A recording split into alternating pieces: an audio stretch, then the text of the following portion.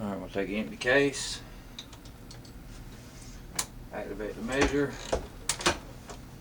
throw the charge, 4.6.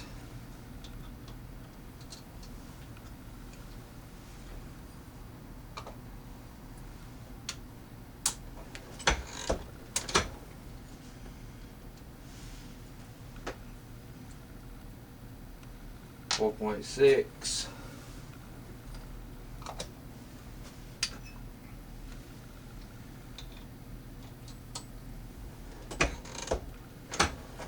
Let's see.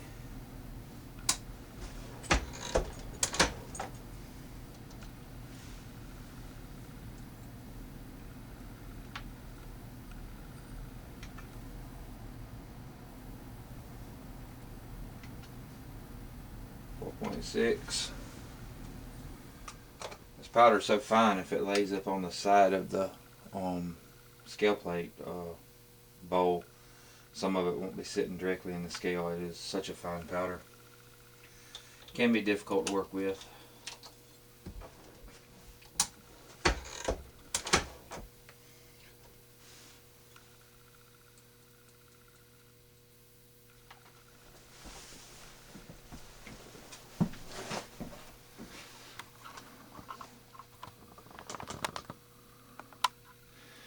See, that's 4.6.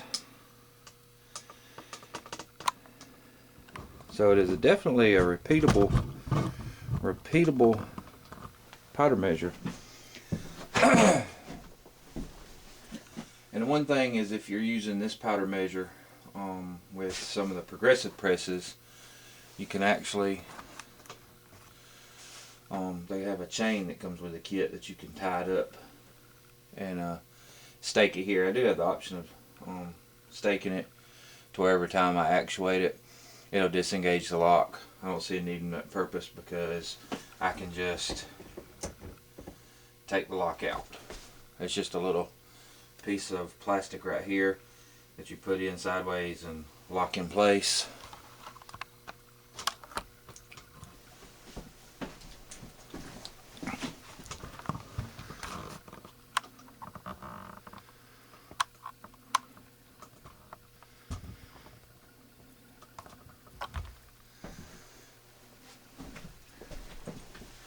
Right here, you have to actually depress it. It locks the arm up, and then once you throw the charge, it drops down and it won't let it activate another charge until you unlock it. So basically what I do, since we've got it unlocked, I'll go ahead and turn my to the powder station.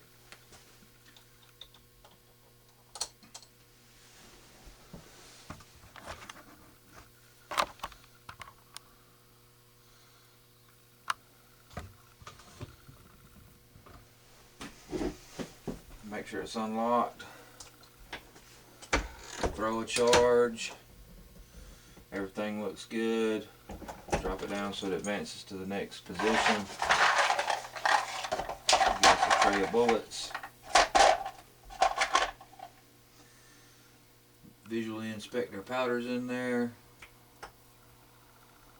Put our bullet in. Seat our bullet. Crimp our bullet. And the case ejector that I've put on installed on this one will actually kick it out. Down ramp and into another bucket. So I'll show you basically how I do this. As I put my case in, station 1, I go up, it deprimes, resizes. I usually do the depriming separate since I wet tumble, just so I don't have to clean the primer pockets. So depriming is not a necessity on this one, just the resizing. But resize, and when I go down on the restroke, the downstroke, to press in the primer, that's when I kick in the powder drop. So then when I go up, drops my powder, verify I do have powder, I install my bullet,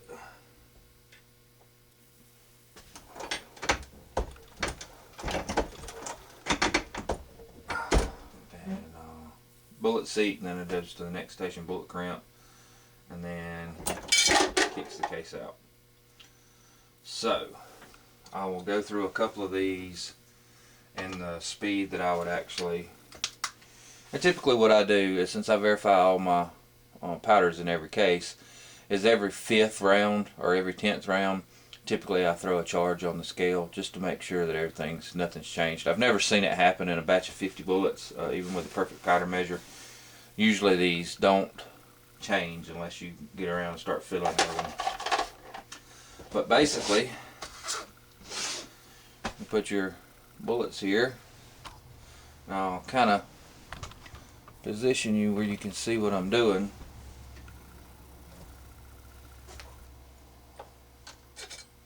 Put my case in, resize, prime on the downstroke, unlock my powder drop, drop my charge, visually inspect my charge, seat my bullet, crimp my bullet, and go to the next one. Now I'll do a couple of them, like I said, in about the speed that I would usually do them at. So, because once you kind of get in a rhythm, it just goes a lot faster. That's one thing I love about this turret press.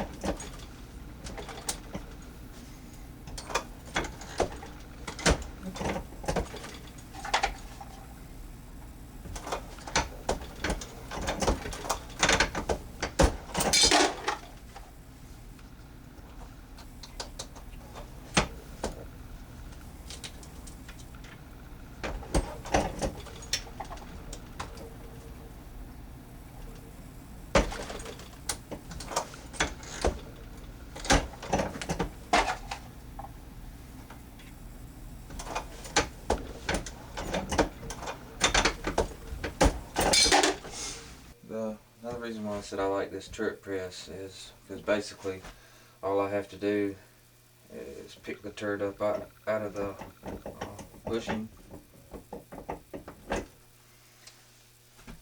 sit it in top of a die box securely so my powder drop doesn't fall off. Now say we were loading 40 Smith & Wesson, now we're going to load 9mm. So basically all I got to do is just drop my new turret in, line the index rod up. I will have to rotate it one position to line it up with the ejection.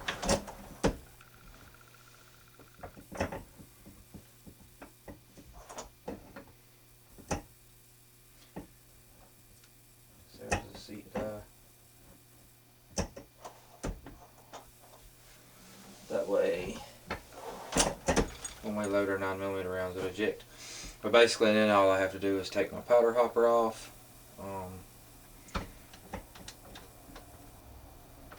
switch this little collet out, drop her in there, should be good to go. We'll throw the hopper on, get all the 9mm, 40 cal rounds out of the way, and change over to 9mm.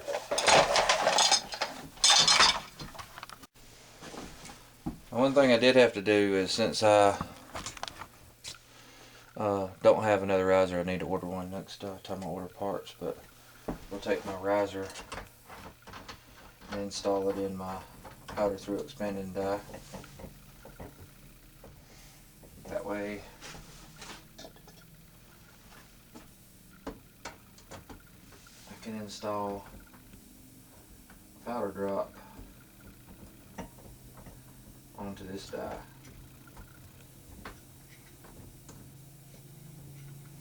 I'm not going to snug it all down yet because I have to adjust it.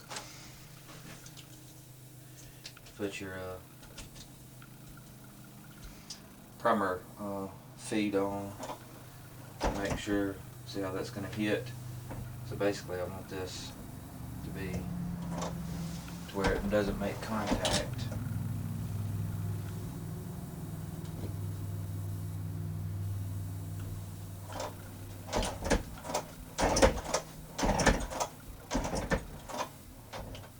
Still hitting a pinch, so